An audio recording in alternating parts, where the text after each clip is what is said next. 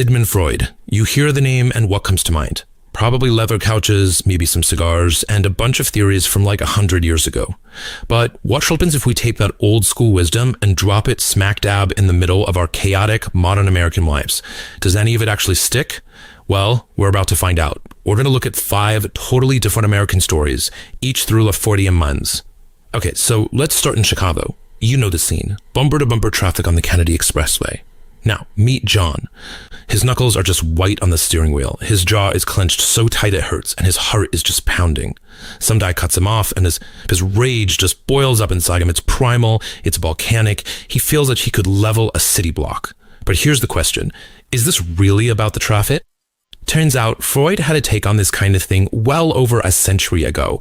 He said, and I quote, "Unexpressed emotions will never die. They are buried alive and will come forth later in uglier ways."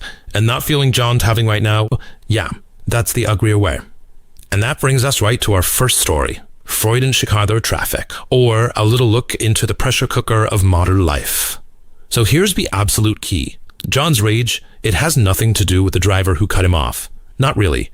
It's all about that condescending comment his boss made in a meeting that morning. You know, the one he just swallowed down with a thick smile.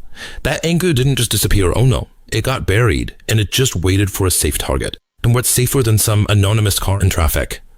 So, John's battle was all internal, right? But what happens when the problem isn't inside you? What if it's external? For that, we're gonna head over to New York City for a story about, well, the company you keep.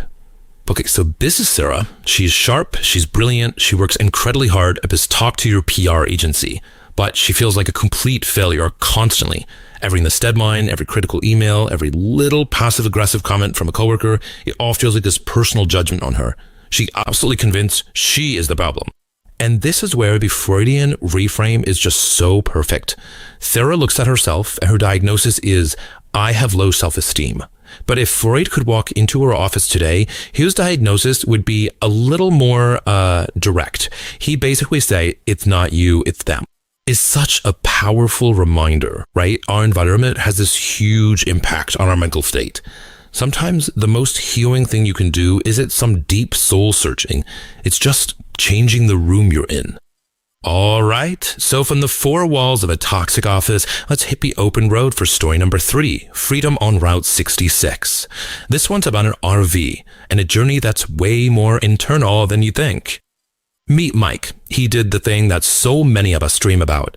He cashed in the 401k, told his corporate job exactly where they could stick it, and bought himself a 24-foot RV. The goal? Total, absolute, untethered freedom. Chasing sunsets down the iconic Route 66, no bosses, no meetings, no deadlines, just the road. Sounds perfect, right? Well, here comes the Freudian twist. See, freedom isn't just about escaping something. It's about being responsible for whatever comes next.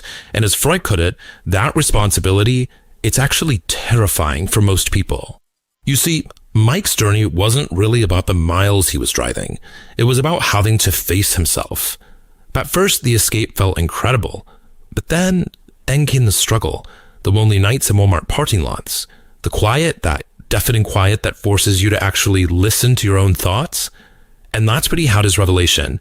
He didn't just escape a job.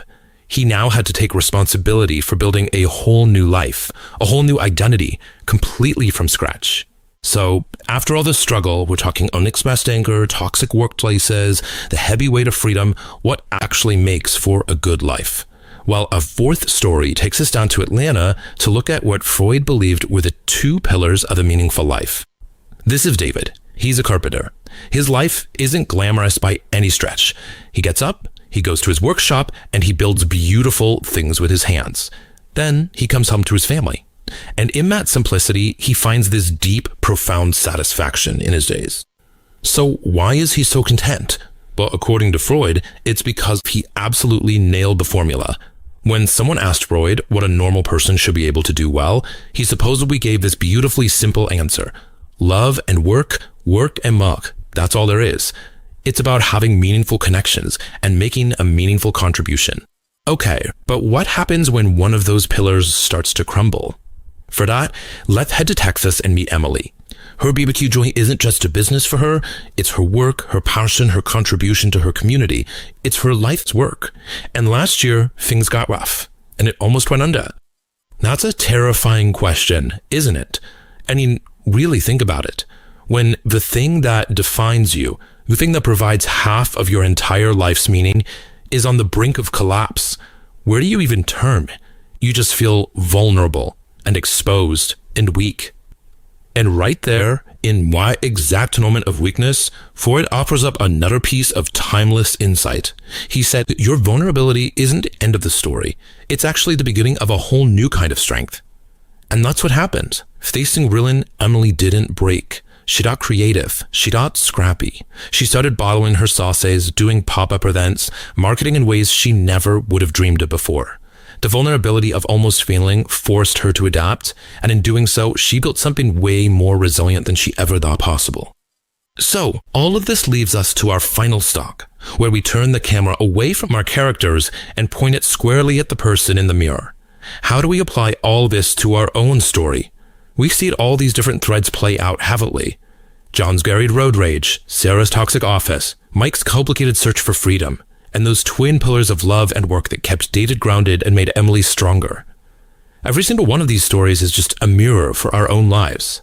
And this brings us to what might be the most practical, the most powerful insight of them all.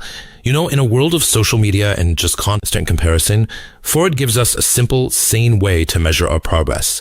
It's not your neighbor. It's not your coworker. It's not some influencer on your screen.